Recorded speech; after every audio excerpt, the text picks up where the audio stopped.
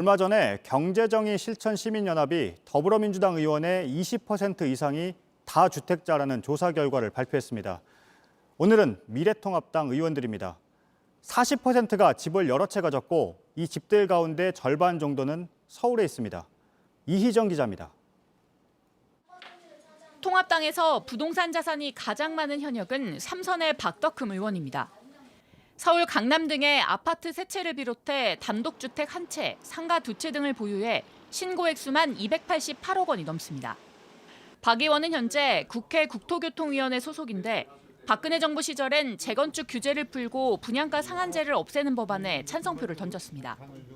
집을 4채 가진 이유에 대해 박 의원은 상속받거나 실거주용으로 투기 목적은 하나도 없다며 현재는 처분을 고민 중이라고 밝혔습니다. 경제정의 실천 시민연합이 지난 3월 후보 등록 시점을 기준으로 21대 미래통합당 의원 103명의 부동산 재산 내역을 공개했습니다. 집을 여러 채 가진 의원은 전체의 40%인 41명이고 이 가운데 3채 이상 가진 이는 5명이었습니다. 또 한 사람당 평균 부동산 재산은 20억 8천만 원이었습니다.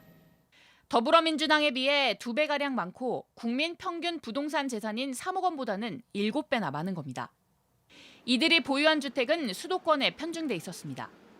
서울의 46%인 65채, 수도권의 60%인 85채가 몰려있는 것으로 조사됐습니다. 특히 강남 4구에 집이 있는 의원 27명 중 22명은 지역구가 서울이 아닌 것으로 나타났습니다. 27명 중에 1명만 서울이 지역구였고 나머지는 모두 지역이나 비례대표였는데 강남 4구의 아파트를 보유하고 있다는 사실을 확인하실 수 있습니다. 경실련은 민주당과 통합당 등을 합쳐 21대 국회의원 10명 중 3명이 다주택자라고 밝혔습니다. JTBC 이희정입니다. 집을 여러 채 가진 의원은 부동산 관련 법안을 다루는 상임위에도 많았습니다. 국토위와 기재위만 따져봐도 3분의 1 가까이가 다주택자인 걸로 나타났습니다. 오늘 국토위에선 이렇게 집을 여러 채 가진 의원이 야당의 간사를 맡아도 되는지를 놓고 공방이 벌어졌습니다. 최규진 기자가 보도합니다. 경실련은 다주택자 의원들이 부동산 관련 상임위에 소속된 것도 문제라고 주장했습니다. 부동산 부자들이 국토위와 기재위에서 부동산 정책을 결정하는 건 말이 안 된다는 겁니다. 경실련 조사 결과 통합당 소속 다주택자 41명 중 10명이, 민주당에선 다주택자 42명 중 6명이 국토위와 기재위 소속입니다. 두 상임위의 3분의 1이 다주택자인 셈입니다. 경실련은 이들을 상임위에서 빼고 재산도 공개해야 한다고 주장했습니다.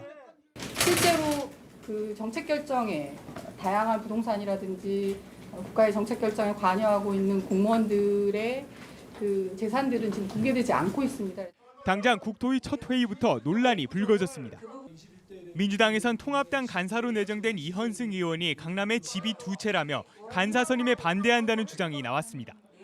이 의원이 지난 2014년 분양가 상한제 폐지 등을 담은 부동산 3법에 찬성해 시세 차익을 봤다는 겁니다.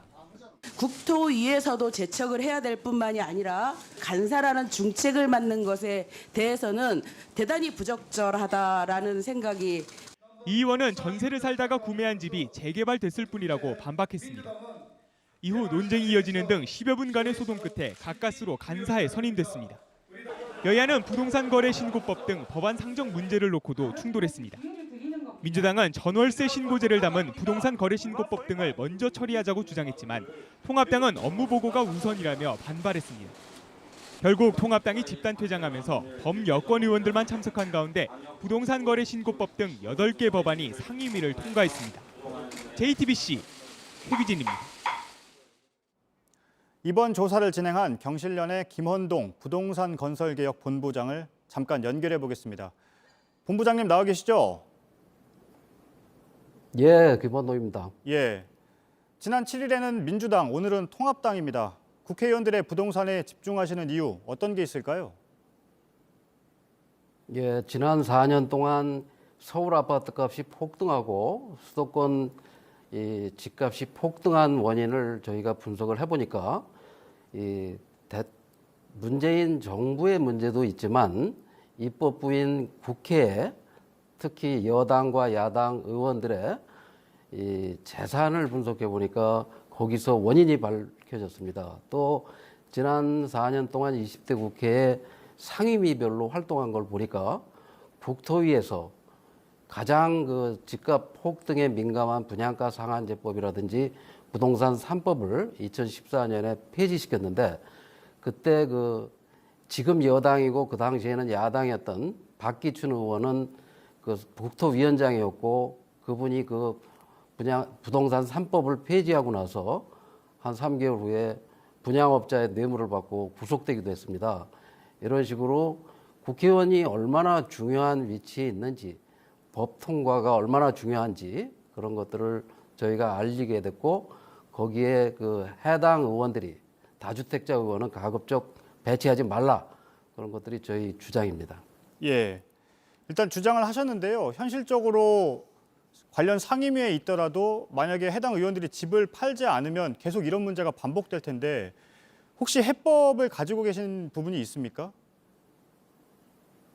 저희가 이제 20대 때는 집중적인 감시를 제대로 못했지만 21대는 지금 출범할 때부터 그 다주택 의원들을 배치하지 말라고 각 당 대표들에게 서한을 보냈고, 또 내일도 국회의장께 지금 기재위와 국토위에 배치된 그 다주택 의원들은 이 교체를 부탁할 예정입니다.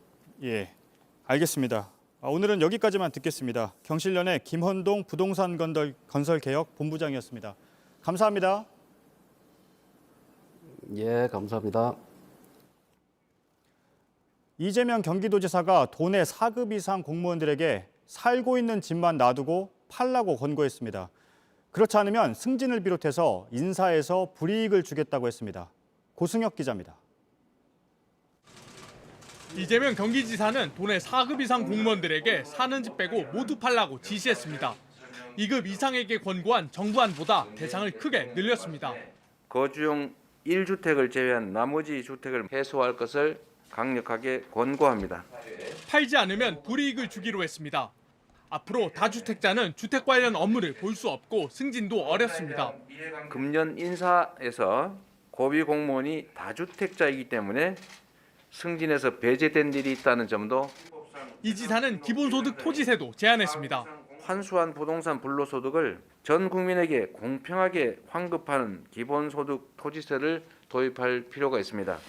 집값이나 땅값이 올라 얻은 이득을 세금으로 국민에게 돌려주자는 겁니다. JTBC 고승혁입니다.